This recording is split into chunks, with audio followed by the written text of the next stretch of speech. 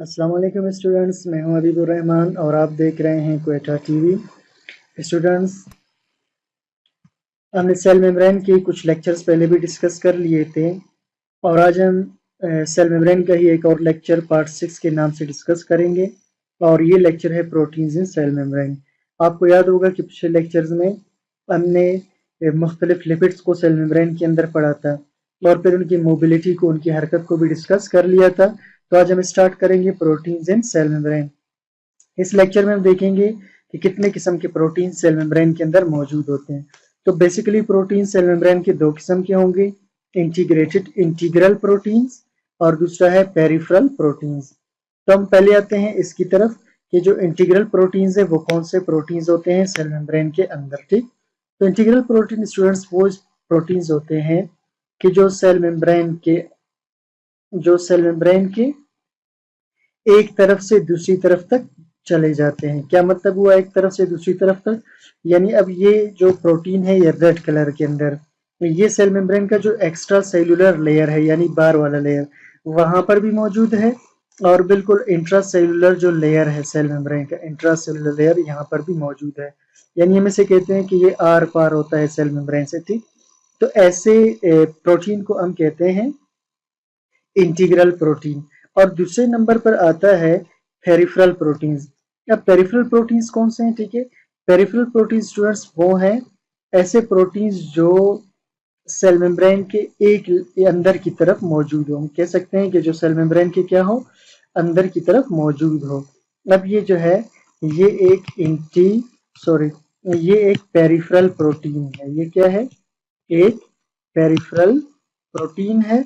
और ये क्या था? ये एक इंटीग्रल प्रोटीन है। ठीक, ये इंटीग्रल प्रोटीन हुआ और वो पेरिफेरल प्रोटीन हुआ। अब इसके बाद कुछ पेरिफेरल प्रोटीन्स ऐसे होते हैं कि जो, अब ये देखिए यहाँ पर जो प्रोटीन है ये मेम्ब्रेन के अंदर गया हुआ है। ठीक, यानी मेम्ब्रेन के अंदर आपको तो पता ही होगा कि जो मेम्ब्रेन का अंदर का पोर्शन होता है वो होता है हाइड्रोफोबिक, यानी नॉन पोलर होता है, बेचार्ज। ठीक, इसका मतलब ये हुआ कि प्रोटीन का ये पोर्शन जो अंदर मौजूद है ये पोर्शन नॉन पोलर होगा और यहाँ लिपिड्स के साथ बाइंड होगा। और दूसरा जो इसका पोलर पोर्शन है वो फिर बाहर की तरफ होगा। ये इसका पोलर पोर्शन है जो बाहर की तरफ होता है। यहाँ पर साइटोप्लाज्म मौजूद है। ठीक, अब इसके बाद कुछ ऐसे प्रोटीन्स भी होते हैं कि जो होते तो पेरिफेरल प्रोटीन है, लेकिन वो प्रोटीन्स, ठीक, तो वो प्रोटीन ये है पेरिफेरल प्रोटीन, लेकिन अगर आप गौर करें ये मेम्ब्रेन के अंदर नहीं जुड़ा हुआ बल्कि मेम्ब्रेन के बाहर, सॉरी, यानी साइटोप्लाज्म में मेम्ब्रेन की अंदर की तरफ से सरफेस पे जुड़ा हुआ है। ये अंदर दाखिल होकर के जुड़ा हुआ था। ठीक है, ये अंदर को जुड़ा हुआ था, जबकि इसे अगर आप देखिए तो ये अंदर की तरफ मेम्ब्रेन में नहीं गया है बल्कि मेम्ब्रेन में थोड़ा सा बाहर की तरफ ये मौजूद है, ये वाला प्रोटीन। ठीक, तो इस इंटीग्रल जो पेरिफेरल प्रोटीन्स है वो इस किस्म के भी हो सकते हैं और इस किस्म के भी हो सकते हैं। अब स्टूडेंट्स एक और किस्म का प्रोटीन भी यहाँ पर जुड़ा हुआ हो सकता है मेम्ब्रेन के साथ। ये भी इसी तरह मेम्ब्रेन के सरफेस के साथ जुड़ा हुआ होगा। ठीक है, अब ये थोड़ा सा मुख्तलिफ होगा, इसे हम कहते हैं, ठीक, इस किस्म के प्रोटीन को हम कहते हैं एम्फीट्रोपिक। क्या कहते हैं इसे? एम्फीट्रोपिक प्रोटीन। ठीक है, इसका नाम है एम्फीट्रोपिक प्रोटीन। अब हम आते हैं एक एक करके। अब तक हमने क्या पढ़ा स्टूडेंट्स? यहाँ पर हमने ये पढ़ा कि प्रोटीन दो किस्म के हैं। कुछ इंटीग्रल प्रोटीन्स होते हैं जो सेल मेम्ब्रेन के आउटर लेयर से भी बाहर की तरफ मौजूद होंगे, इनर लेयर के भी बाहर। और कुछ ऐसे हैं जो पेरिफेरल होते हैं, वो साइटोप्लाज्म के अंदर की तरफ मौजूद होते हैं। और इस तरह से आप देख रहे हैं कि ये मेम्ब्रेन के अंदर की तरफ या तो मेम्ब्रेन के अंदर जाकर जुड़े होंगे या थोड़े से बाहर मेम्ब्रेन के सरफेस के साथ लगे हुए होंगे। तो ये कहलाते हैं पेरिफेरल प्रोटीन्स। ठीक, इसके अलावा तीसरे नंबर पे जो प्रोटीन है वो कहलाता है एम्फीट्रोपिक प्रोटीन। अब इन सब की मैं थोड़ी थोड़ी सी आपको तारीफ बता देता हूँ, कुछ कुछ पॉइंट्स तीनों के मैं आपको बता देता हूँ। सही, तो ये जो पहला वाला है इंटीग्रल प्रोटीन, पहले हम इसकी बात करते हैं। ये क्या है? ये जो इंटीग्रल प्रोटीन्स हैं ये है मेम्ब्रेन पेप्टाइड। ये क्या है? Membrane peptides. मेम्ब्रेन पेप्टाइड का क्या मतलब है? पेप्टाइड कहते हैं पॉलीपेप्टाइड प्रोटीन के चेन को, यानी इस मेम्ब्रेन के अंदर मौजूद ये एक पेप्टाइड है, ठीक। अब सेकंड बात, ये लिपिड लिंक्ड होते हैं। क्या होते हैं स्टूडेंट्स? लिपिड लिंक्ड, यानी ये जो बीच में लिपिड है, ये हाइड्रोफोबिक जो पोर्शन है, यहाँ ये लिपिड के साथ लिंक्ड होता है, जुड़ा हुआ होता है, ठीक। तब तीसरी बात, इसमें खास बात क्या है? इसके अंदर रिमूव्ड बाय एजेंट्स, इन्हें हम रिमूव कर सकते हैं, यानी इस प्रोटीन को, सही, इस प्रोटीन को, ये जो प्रोटीन है इसे आप यहाँ से रिमूव कर सकते हैं, लेकिन एजेंट्स यूज करके, सही। और वो कौन से एजेंट्स है? तो वो एजेंट्स है दैट इंटरफेयर विद हाइड्रोफोबिसिटी, ऐसे एजेंट्स जो हाइड्रोफोबिसिटी के साथ, यानी जो नॉन पोलर नेचर होता है प्रोटीन का, उसके साथ इंटरफेयर कर दे। क्या मतलब हुआ? यानी इस जगह पे ये जो पोर्शन है प्रोटीन का, ये हाइड्रोफोबिक पोर्शन है, तो यहाँ अगर हम कोई ऐसा एजेंट इसके साथ अटैच कर दें, बॉइंड कर दें, जोड़ दें, इसके करीब ले आए, जो इसकी हाइड्रोफोबिसिटी को खत्म कर दे, तो ये फिर प्रोटीन यहाँ से मेम्ब्रेन में से क्या हो जाएगा? निकल जाएगा। अब दूसरे नंबर पर आते हैं स्टूडेंट्स हम, ये जो दूसरा है पेरिफेरल प्रोटीन, ठीक, इसकी बात यहाँ पर खत्म हो गई, ठीक। अब हम दूसरे नंबर पर आते हैं पेरिफेरल प्रोटीन की तरफ, पेरिफेरल प्रोटीन की तरफ। अब इनकी क्या क्या प्रॉपर्टीज होती है वो हम कुछ बातें डिस्कस कर लेते हैं, ठीक है। तो इनमें पहली बात ये है कि ये है इंटरनल प्रोटीन। ये क्या है? इंटरनल प्रोटीन्स, क्योंकि ये मेम्ब्रेन के अंदर की तरफ मौजूद है, मेम्ब्रेन के अंदर है, तो ये इंटरनल प्रोटीन्स हो गए, ठीक, एक बात। दूसरी बात, ठीक है, ये कैन बी बाउंड, ये जुड़े हो सकते हैं टू इंटीग्रल प्रोटीन्स। ये जो प्रोटीन है स्टूडेंट्स, ये वाला, सही, ये वाला जो है इसे पेरिफेरल कहते हैं। ये ऐसा भी हो सकता है, ठीक है, कि इसके साथ ये जो पेरिफेरल प्रोटीन है इसके साथ ये जुड़ा हुआ हो, ऐसा भी हो सकता है, ठीक है। तो ये जुड़े भी हो सकते हैं। तीसरी बात, may be attached, ठीक है, with लिपिड बाइलेयर, ठीक है। तो ये लिपिड बाइलेयर के साथ ये अटैच हो सकते हैं। दोनों कंडीशंस मैंने आपको दिखा दिए हैं। यहाँ ये लिपिड बाइलेयर के साथ अटैच है, यहाँ लिपिड बाइलेयर के साथ अटैच है, और मैंने आपको कहा था कि इसके साथ भी ये अटैच हो सकता है, ठीक है। चलो जी, तो ये हमने थोड़ा सा डिस्कस किया पेरिफेरल प्रोटीन को, सही। अब हम इसके बाद आते हैं तीसरे नंबर के प्रोटीन की तरफ, जिसे कहा जाता है एम्फीट्रोपिक प्रोटीन। अब इसकी कुछ प्रॉपर्टीज भी हम यहाँ पर डिस्कस कर लेते हैं, ठीक है। It can go back and fourth. इसकी पहली प्रॉपर्टी ये है कि ये मेम्ब्रेन के साथ ऐसे आगे और ऐसे पीछे दोनों तरफ मूव कर सकता है मेम्ब्रेन के साथ, ठीक है। तो एक प्रॉपर्टी तो इसकी ये हो गई, और दूसरी क्या है? इसे हम कहते हैं एक्टिव प्रोटीन। क्या कहते हैं इसे? Active protein. अब एक्टिव प्रोटीन क्यों कहते हैं? क्योंकि ये एक तो आगे पीछे रिएक्शन करता है, दूसरा ये बायोलॉजिकल रिएक्शंस में भी हिस्सा लेता है। एक्टिव प्रोटीन से क्यों कहते हैं? इस अभी जो मैं पॉइंट बता रहा हूँ, पॉइंट 3, इसकी वजह से कि इट अंडरगोज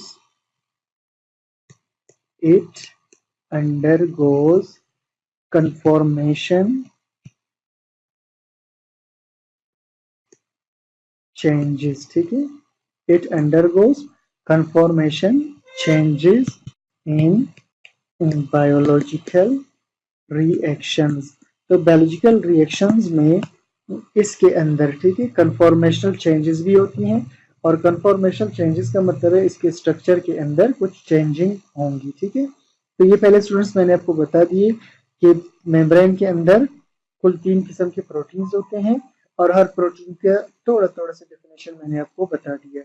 अब हम इसी को मजीद एक्सटेंड करते हैं। स्टूडेंट्स, आपको मैंने बता दिया कि इंटीग्रल प्रोटीन्स क्या होते हैं और इंटीग्रेटेड प्रोटीन्स क्या होते हैं। तो पहले हम डिटेल में इंटीग्रल प्रोटीन्स को डिस्कस करेंगे, इसके बाद फिर हम जो पेरिफेरल प्रोटीन्स हैं उनको डिस्कस करेंगे। तो चलिए जी स्टार्ट करते हैं इंटीग्रल प्रोटीन्स से। तो इंटीग्रल प्रोटीन में कुछ प्रोटीन्स ऐसे होते हैं कि जैसे मैंने आपको बता दिया, ठीक है, कि जो इंटीग्रल प्रोटीन है वो मेम्ब्रेन के दोनों तरफ मौजूद होता है, ठीक है, मेम्ब्रेन के क्या होता है, दोनों तरफ मौजूद होता है। एक हिस्सा इसका बाहर की तरफ होता है मेम्ब्रेन से एक्स्ट्रा सेलुलर, और एक इंट्रा सेलुलर, एक हिस्सा इसका अंदर की तरफ होता है यानी साइटोप्लाज्म की जानिब, ठीक। अब ये जो हिस्सा इसका बाहर होगा यहाँ पर इस जगह, ठीक, इसके ये तो चूँकि पॉलीपेप्टाइड है तो यहाँ पर इसमें अमाइनो ग्रुप होगा, और अंदर की तरफ ये जो पोर्शन है यहाँ पर इसमें कार्बोक्सिलिक एसिड एंड होगा। अब दूसरा किस्म का, अब ये स्टूडेंट्स, ये जो इसके बाहर का पोर्शन है, ठीक, ये और ये जो इसका अंदर का पोर्शन है ये दोनों इसके क्या होंगे, चार्ज्ड होंगे। क्या होंगे, ये दोनों इससे इसके चार्ज होंगे। और ये जो इसका बीच का हिस्सा है ये नॉन पोलर होगा, ठीक, इसका जो बीच का हिस्सा है ये क्या होगा, नॉन पोलर। ये बीच का हिस्सा इसका होगा नॉन पोलर, ठीक। अब नॉन पोलर क्यों होगा, आप जानते हैं कि लिपिड्स के जो जितने भी ये, ठीक है, टेल होता है ये नॉन पोलर है, तो ये नॉन पोलर पोर्शन यहाँ नॉन पोलर के साथ बॉन्ड बना रहा होता है, ठीक। अब हम आते हैं इसके बाद दूसरे किस्म के, अब इसकी मज़ीद हम टाइप्स को डिस्कस करते हैं, सही। अच्छा, बाज़ इसमें प्रोटीन ऐसे, बाज़ प्रोटीन इसमें ऐसे होते हैं जैसे मैंने आपको ये पहला वाला बता दिया। चलिए इसे हम कहते हैं टाइप 1, सही। अब हम इसे टाइप बेसिस पर डिस्कस करेंगे। इसे हम कहते हैं टाइप 1, जिसमें अमाइनो ग्रुप बाहर की तरफ होता है और उसका जो कार्बोक्सिल ग्रुप है ये अंदर की तरफ होता है। अब स्टूडेंट्स ये भी आप बात जहन में रखना कि ये जो इंटीग्रेटेड प्रोटीन्स हैं, सही, ये होते हैं अल्फ़ा हेलिक्स स्ट्रक्चर। क्या होते हैं, ये होते हैं अल्फ़ा हेलिक्स स्ट्रक्चर के बने हुए, ठीक। This is alpha helix structure. Alpha helix आप जानते हैं कि प्रोटीन का जो स्ट्रक्चर है वो प्राइमरी, सेकेंडरी, टर्शरी और क्वाटरनरी 4 किस्म का स्ट्रक्चर होता है कन्फॉर्मेशन के बेस पर, ठीक। उसमें से एक अल्फ़ा हेलिक्स होता है, फिर बीटा और प्लेटेड शीट होता है, फिर टर्शरी और क्वाटरनरी स्ट्रक्चर्स वगैरह होते हैं। तो ये अल्फ़ा हेलिक्स वाला स्ट्रक्चर है, यहाँ पर इसको देख रहे हैं आप, ये सही, तो अल्फ़ा हेलिक्स की तरह जा रहा होता है। अब इसके बाद टाइप 2 की तरफ हम आते हैं। टाइप 2 अब डिस्कस करते हैं इंटीग्रेटेड प्रोटीन्स में टाइप 2 को, सही। अब टाइप 2 में होता यह है कि जो इंटीग्रल प्रोटीन है इसमें यहाँ पर इसका जो कार्बोक्सिल एसिड ग्रुप है वो बाहर की तरफ होगा एक्स्ट्रा सेलुलर में, और जो इसका अमाइनो ग्रुप होगा NH3+ वो अंदर की जानिब मौजूद होगा। वो मेम्ब्रेन में क्या होगा, अंदर की जानिब मौजूद होगा। अब इस प्रोटीन की कुछ प्रॉपर्टीज़ भी हम लिख लेते हैं, सही। ये होता है सिंगल ट्रांस मेम्ब्रेन, क्या होता है, सिंगल ट्रांस मेम्ब्रेन प्रोटीन, यानी ट्रांस मेम्ब्रेन के आर पार जाने वाला। तो सिंगल ट्रांस मेम्ब्रेन प्रोटीन होता है विद अमाइनो ग्रुप आउटसाइड, इसका अमाइनो ग्रुप आउटसाइड होता है, एंड कार्बोक्सिल ग्रुप इनसाइड, और इसका जो कार्बोक्सिल ग्रुप है स्टूडेंट्स वो क्या होता है, अंदर की, सॉरी ये मैं बता रहा था, इसमें अमाइनो ग्रुप अंदर की तरफ होगा, single trans membrane protein with amino group inside, ठीक, इसको आप ठीक कर देना, amino group inside and carboxyl group ये होगा इसका आउटसाइड, ठीक। तो देखिए जी ये वाला, इसमें अमाइनो ग्रुप सेल के अंदर की जानिब होगा और इसका जो कार्बोक्सिल ग्रुप है वो सेल के बाहर की जानिब होगा। इसके बाद हम डिस्कस करते हैं तीसरे टाइप के प्रोटीन को। अब तीसरे टाइप का प्रोटीन थोड़ा सा यानी टाइप 3 जो है वो थोड़ा सा डिफरेंट होगा। टाइप 3 थोड़ा सा क्या होगा, ये डिफरेंट होगा पिछले वाले से, ठीक। कैसे डिफरेंट होगा, अब ये यानी एक से ज़्यादा पॉलीपेप्टाइड्स पर मुश्तमिल होता है।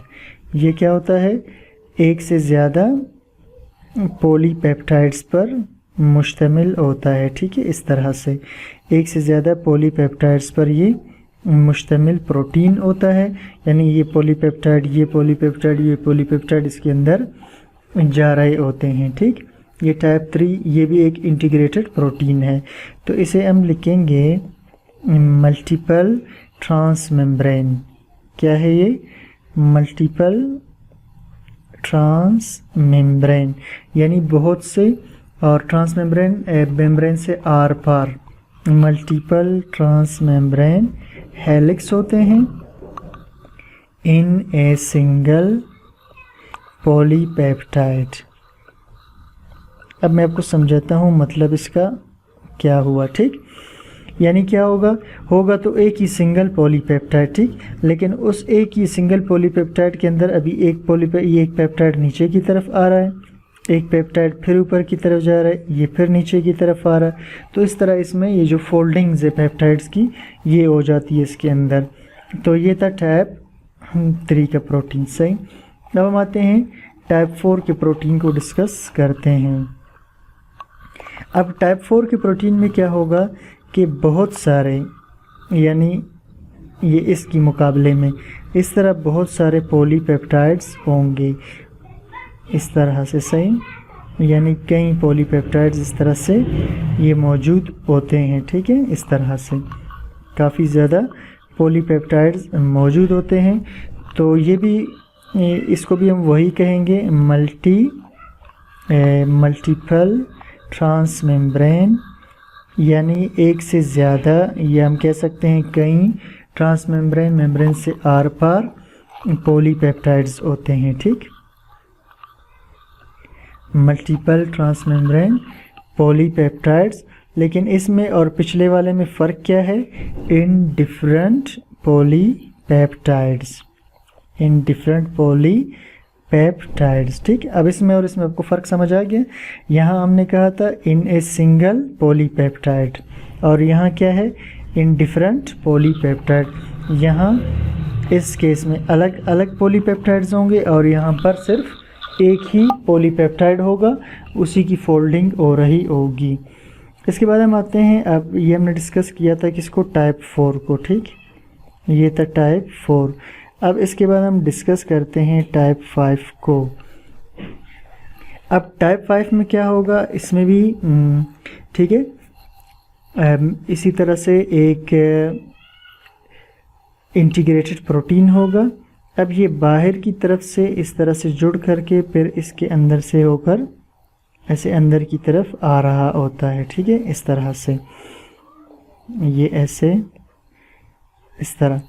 अब ये जो प्रोटीन है इसकी ख़ास बात क्या है स्टूडेंट्स, यहाँ इस जगह में आप देखें, यहाँ पर, ठीक, ये इस जगह मैं ज़रा इसको थोड़ा सा मिटा कर आपको समझाता हूँ, ठीक। मतलब वो जो मैंने अभी बनाया, ठीक, इसका मतलब ये है कि ये एक लिपिड होता है इस तरह। जैसे अभी ये तो फास्फोलिपिड था ना, ये फास्फोलिपिड नहीं है, ये कोई और लिपिड है। इसके साथ ये मेम्ब्रेन की सरफेस पर इस लिपिड के साथ ये प्रोटीन जुड़ा हुआ होगा, फिर ये प्रोटीन अंदर की तरफ आ रहा होगा। तो ये प्रोटीन ज़रा सा मुख्तलिफ है। इस किस्म के प्रोटीन को हम कहते हैं लिपिड लिंक्ड, ठीक, लिपिड लिंक्ड हेलिक्स। ये लिपिड के साथ जुड़ा हुआ एक हेलिक्स होता है, सही। इस तरह बाहर से लिपिड के साथ जुड़ा हुआ हेलिक्स होता है। तो अभी हमने डिस्कस किए स्टूडेंट्स यहाँ पर 5 किस्म के प्रोटीन्स को, ठीक, 5 किस्म के प्रोटीन्स को हमने एक एक करके यहाँ पर डिस्कस किया। ये सारे इंटीग्रल प्रोटीन्स थे और उसकी किस्में थी। अब स्टूडेंट्स हम डिस्कस करते हैं पेरिफेरल प्रोटीन्स को, सही। अब सबसे पहले होता क्या है कि एक किस्म पेरिफेरल प्रोटीन्स, अब ये जो मैं बना रहा हूँ स्टूडेंट्स, ये तो आपको पता ही है, ये कौन सा प्रोटीन है, ये है इंटीग्रल प्रोटीन। ये क्या है, इंटीग्रल प्रोटीन। तो कुछ पेरिफेरल प्रोटीन ऐसे होते हैं कि जो इंटीग्रल प्रोटीन के साथ बाइंड होते हैं, जैसे इस जगह, ठीक है। अब ये एक पेरिफेरल प्रोटीन है। ये क्या है? एक पेरिफेरल प्रोटीन है, और ये प्रोटीन जुड़ा हुआ है किसके साथ? ठीक है, इंटीग्रेटेड प्रोटीन के साथ। और कुछ पेरिफेरल प्रोटीन ऐसे होते हैं जो अंदर से मेम्ब्रेन के साथ इस तरह से जुड़े हुए होते हैं। सही, ये भी क्या है? एक पेरिफेरल प्रोटीन है। सही है, ये क्या है? पेरिफेरल प्रोटीन है। कुछ पेरिफेरल प्रोटीन ऐसे होते हैं जो इंटीग्रल प्रोटीन के साथ जुड़े होते हैं, और कुछ ऐसे होते हैं जो लिपिड मेम्ब्रेन के सरफेस पर जुड़े हुए होते हैं। सही, और इसमें फिर एक और किस्म भी है जिसे हम कहते हैं, ठीक है, ये मैंने पहले भी आपको बता दिया था, इसे हम कहते हैं एम्फीप्रोटिक। ठीक है, एम्फीप्रोटिक प्रोटीन।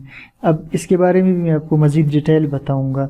और कुछ प्रोटीन ऐसे होते हैं कि जो अंदर से एक लिपिड होता है, उस लिपिड के साथ फिर कार्बोहाइड्रेट्स जुड़े हुए होते हैं, और फिर कार्बोहाइड्रेट के साथ प्रोटीन जुड़ा हुआ होता है। प्रोटीन किसके साथ जुड़ा हुआ होता है? कार्बोहाइड्रेट के साथ जुड़ा हुआ होता है। ठीक, तो यहाँ ये स्टार्टिंग में ये लिपिड है, और इसके बाद ये इसका कार्बोहाइड्रेट पोर्शन है, और उसके बाद ये तीसरा इसका क्या है? ये इसका प्रोटीन पोर्शन है। तो 3 किस्म के जो है इसके अंदर पार्ट्स जुड़े हुए हैं। अब वापस हम आते हैं पहले वाले की तरफ। ये जो हमने अभी बात की थी स्टूडेंट्स यहाँ पर, ठीक, कि बाज़ पेरिफेरल प्रोटीन ऐसे होते हैं जो जुड़े होते हैं किसके साथ? इंटीग्रल प्रोटीन के साथ। अब ये प्रोटीन इसके साथ जुड़े भी हो सकते हैं, और बाज़ औक़ात ये इससे डिटैच होकर अलग भी हो जाते हैं। बाज़ औक़ात ये क्या हो जाते हैं?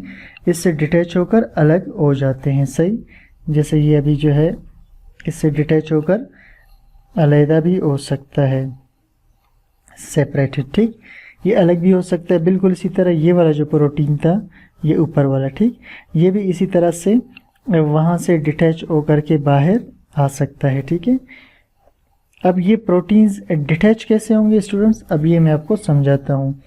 तो कि डिटैच कैसे होते हैं। सही, दीज आर रिलीज्ड, ये प्रोटीन्स आज़ाद हो सकते हैं due to change in pH, या तो पीएच में तब्दीली की वजह से, या यूरिया में तब्दीली की वजह से, या किसी कीलेटिंग एजेंट की वजह से, ठीक, और या फिर कार्बोनेट ग्रुप की वजह से। सही, तो ये सारे ऐसे फैक्टर्स हैं, ये फैक्टर्स जो मैंने यहाँ पर लिखे हैं, पीएच हुआ, यूरिया, कीलेटिंग एजेंट और कार्बोनेट, ये ऐसे फैक्टर्स हैं जो इन प्रोटीन्स को मेम्ब्रेन से सेपरेट कर रहे होते हैं। अब ये जो बीच में है एम्फीप्रोटिक प्रोटीन स्टूडेंट्स, ये पहले भी मैंने आपको इसके बारे में कुछ बातें बता दी थी। ठीक है, तो अभी भी मैं आपको थोड़ा सा बता देता हूँ दोबारा से। It goes conformational changes. ठीक है, इट गोज कन्फॉर्मेशनल चेंज। ठीक, इसकी जो कन्फॉर्मेशन है, इसका जो स्ट्रक्चर है, इसमें चेंज आ जाता है। कब चेंज आता है? During a biological reaction. जब कोई बायोलॉजिकल रिएक्शन अंदर साइटोप्लाज्म में हो तो ये अपने स्ट्रक्चर में तब्दीली कर लेता है और उस रिएक्शन में हिस्सा लेता है। इस वजह से हम इसे कहते हैं एक्टिव प्रोटीन। और इसकी एक ख़ास बात जो पहले भी मैंने आपसे डिस्कस की, it can go forth and back. इसकी एक ख़ास बात यह है कि आगे और पीछे की तरफ मूव भी कर सकता है ये प्रोटीन, यानी मेम्ब्रेन में यूं भी जा सकता है और मेम्ब्रेन के अंदर पीछे की तरफ भी जा सकता है। अब ये जो लास्ट वाला था जो कार्बोहाइड्रेट के ज़रिए जुड़ा हुआ है, ठीक, इसे हम कहते हैं ग्लाइकोसाइल फास्फाटिडाइल इनोसिटोल। क्या कहते हैं इसको? Glycosyl phosphatidyl inositol. क्या कहते हैं इसे? Glycosyl phosphatidyl inositol. In this case protein, इस केस में protein part can be detach. इस केस में जो प्रोटीन जुड़ा हुआ है वो अलग हो सकता है बाय एन एंजाइम, एक एंजाइम के थ्रू। और एंजाइम का नाम क्या है? वो है फास्फोलाइपेज। ठीक है, एक एंजाइम है फास्फोलाइपेज, उसकी मदद से ये वाला जो प्रोटीन है, ये लास्ट वाला जो हमने पढ़ा था, ठीक है, ये प्रोटीन ऊपर जो मेम्ब्रेन है इससे ये क्या हो सकता है? डिटैच हो सकता है इस तरह से। ठीक है, तो ये भी डिटैच हो सकता है, लेकिन ये डिटैच इनकी तरह पीएच, यूरिया वगैरह की चेंजेस से नहीं होगा, बल्कि ये जो डिटैच होगा मेम्ब्रेन से, ये होगा एंजाइम फास्फोलाइपेज की मदद। स्टूडेंट्स, ये जो लास्ट प्रोटीन हमने डिस्कस किया था, ये आप स्ट्रक्चर देखिए जी, सही।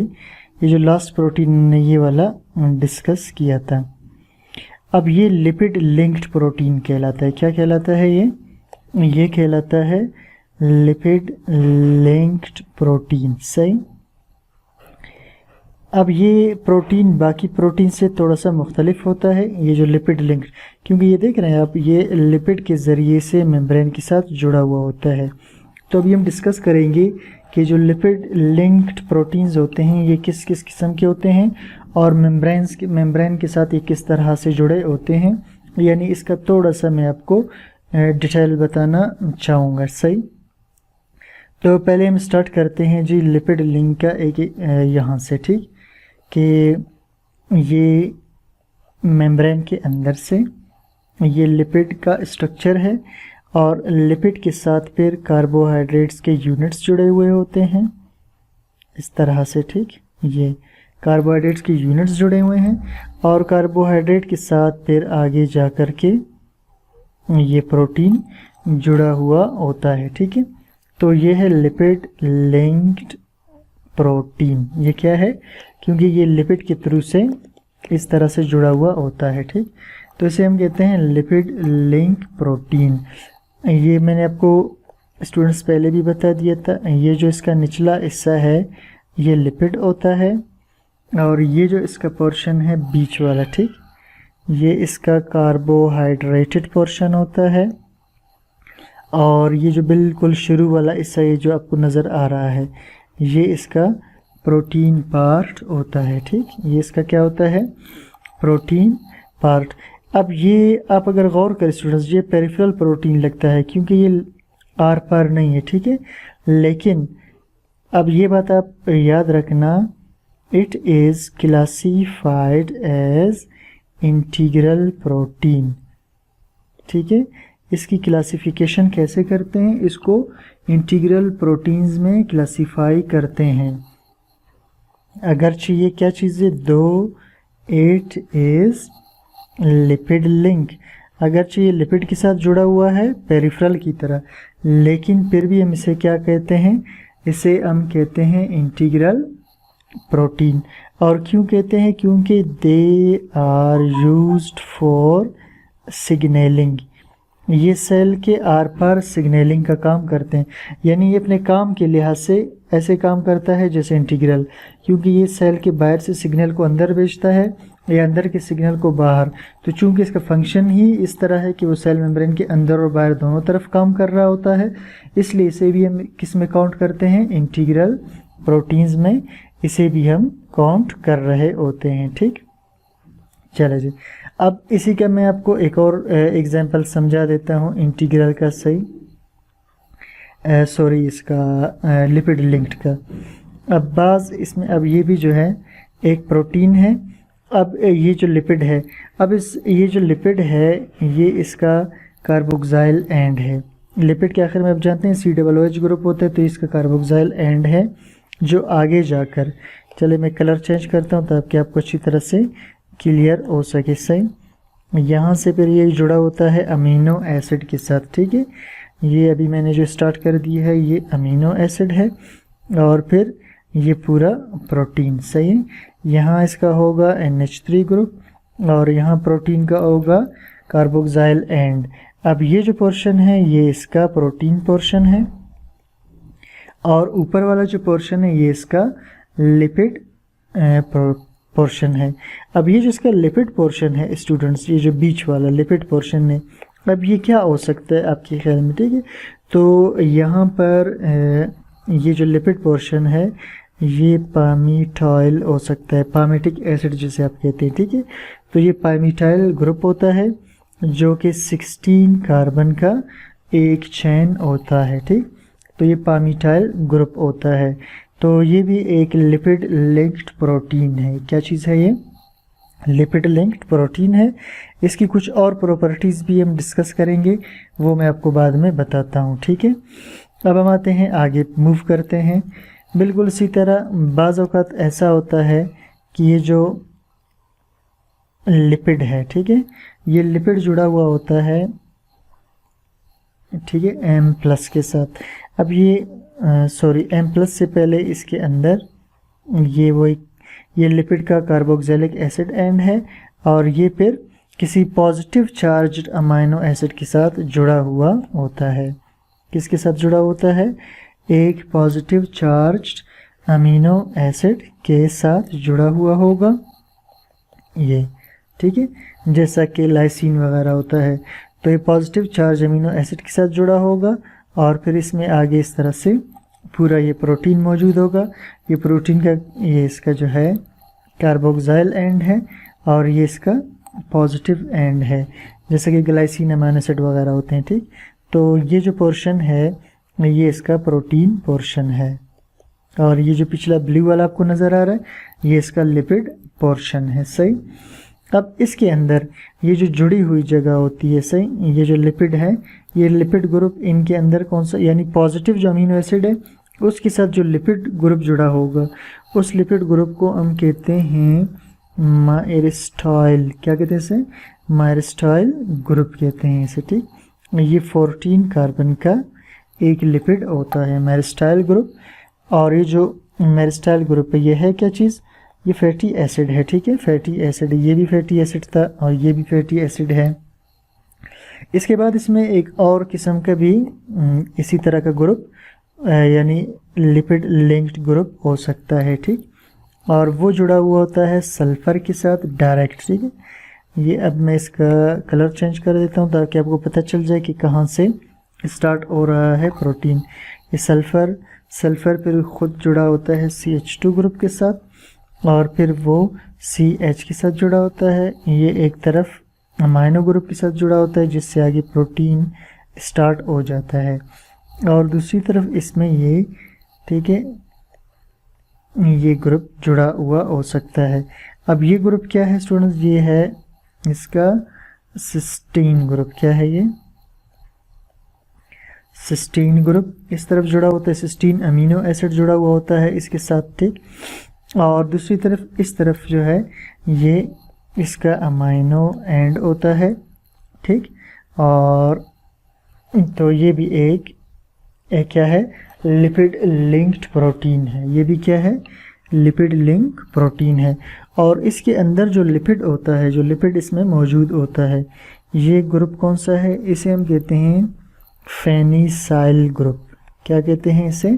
फेनिसाइल ग्रुप। यानी ये लिपिड है, इस लिपिड को हम कहते हैं फेनिसाइल ग्रुप। अब स्टूडेंट्स हमने ये लिपिड लिंक प्रोटीन्स के बारे में ये मैंने आपको बता दिया कि लिपिड लिंक प्रोटीन मुख्तलिफ़ किस्म के हो सकते हैं। अब हम क्या करेंगे, ये जो लिपिड लिंक प्रोटीन है इन सब की थोड़ी थोड़ी प्रॉपर्टीज़ डिस्कस करते हैं कि ये होते क्या हैं। तो मैं वीडियो को यहाँ थोड़ा सा स्टॉप करके जल्दी से लिख लेता हूँ ताकि टाइम इसमें ज़्यादा ज़ाया ना हो। चलिए जी स्टूडेंट्स, अब देखते हैं ये जो पहला हमने पढ़ा था पामीटाइल ग्रुप के ज़रिए से ये जो जुड़ा हुआ है, ठीक है, इसका लिपिड पोर्शन है, आगे प्रोटीन है। और स्टूडेंट्स ये तीसरे वाले को अब देखें, ये जो फेनिसाइल ग्रुप के ज़रिए जुड़ा हुआ है लिपिड, फिर आगे प्रोटीन है। अब इन दोनों की पहले बात करते हैं।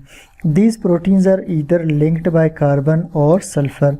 ये जो प्रोटीन है ये या तो कार्बन के ज़रिए जुड़े होंगे इस जगह, जैसे या फिर सल्फ़र के ज़रिए, ये देखें आप सल्फ़र के थ्रू जुड़े हुए, ठीक है। तो ये या तो कार्बन के थ्रू जुड़े होते हैं या फिर सल्फ़र के through. If bonded by carbon या sulphur then carbon forms weak bond with lipid of membrane. तो अगर इस जगह बॉन्डिंग कार्बन की आ रही थी तो ये बॉन्डिंग बहुत ही कमज़ोर होती है, ठीक, with lipid of membrane. So detach easily, तो ये आसानी से अलग हो सकते हैं। वेरी अनस्टेबल, इसका मतलब ये हुआ कि ये बहुत ज़्यादा अनस्टेबल होते हैं। और यहाँ पर भी स्टूडेंट्स मैंने यही बात लिखी हुई है, ठीक है, क्योंकि ये दोनों एक जैसी बॉन्डिंग कर रहे हैं। अब ये जो बीच वाला है, ये जो आप देख लें, ये बीच वाला जो मेरिस्टाइल ग्रुप के ज़रिए जुड़ा हुआ है और ये आगे जा कर के पॉजिटिव अमीनो एसिड के साथ जुड़ा हुआ होता है, ठीक। Amino acid of positive charge like lysine can attract COOH group of lipid. अब यहाँ पर ये जो पॉजिटिव चार्ज वाला अमीनो एसिड है तो ये लिपिड के COO ग्रुप, इसको COOH ग्रुप को, ये असल में COOH था, इसको बहुत ही अच्छी तरीके से अट्रैक्ट करता है। अब इससे क्या होता है, which stabilises the attachment of protein, इससे प्रोटीन का अटैचमेंट स्टेबल बन जाता है। Note, lipid linked proteins are not as stable as integrated. Lipid link जो प्रोटीन्स है वो इतने स्टेबल नहीं होते जितना इंटीग्रेटेड थे। Their mobility is very good, अलबत्ता इनकी जो मोबिलिटी है, इनकी जो हरकत है वो बहुत ज़्यादा होती है। और मैंने आपको बता दिया था कि मेम्ब्रेन के अंदर जो इनकी मोबिलिटी है, फ़र्ज़ करें यहाँ पर अगर मौजूद है तो मेम्ब्रेन में आगे की तरफ बैक एंड फोर्थ मोशन, यानी आगे पीछे बहुत ही अच्छी तरीके से ये मूवमेंट कर रहे होते हैं। इसके साथ ही स्टूडेंट्स हम ख़त्म करते हैं अपने लेक्चर को यहाँ पर। तो सेल मेम्ब्रेन के जो टॉपिक्स चल रहे थे वो स्टूडेंट्स यहाँ पर आकर के ख़त्म हो जाते हैं। हमने सेल मेम्ब्रेन के कुल 6 लेक्चर्स डिस्कस किए। पहले शुरू के लेक्चर्स में हमने सेल मेम्ब्रेन के लिपिड्स को डिस्कस किया था और जो पार्ट 5 था वहाँ हमने लिपिड्स की मोबिलिटी यानी हरकत को डिस्कस किया। और आज लेक्चर 6 में हमने मेम्ब्रेन के अंदर मौजूद मुख्तलिफ़ किस्म के प्रोटीन्स को डिस्कस किया। इसके बाद स्टूडेंट्स हम लेक्चर शुरू करेंगे इम्यूनोलॉजी के। तो हमारे साथ रहिएगा नेक्स्ट वीडियोस, नेक्स्ट लेक्चर्स को देखने के लिए। और कमेंट सेक्शन में मुझे अपनी आरा भी ज़रूर बताइए कि आपको वीडियोस कैसे लग रहे हैं, कोई इम्प्रूवमेंट चाहते हैं तो वो भी मुझे ज़रूर बता दिया करें। इसके अलावा चैनल को लाइक कीजिए, सब्सक्राइब कीजिए और दोस्तों के साथ शेयर कीजिए। Thank you for watching.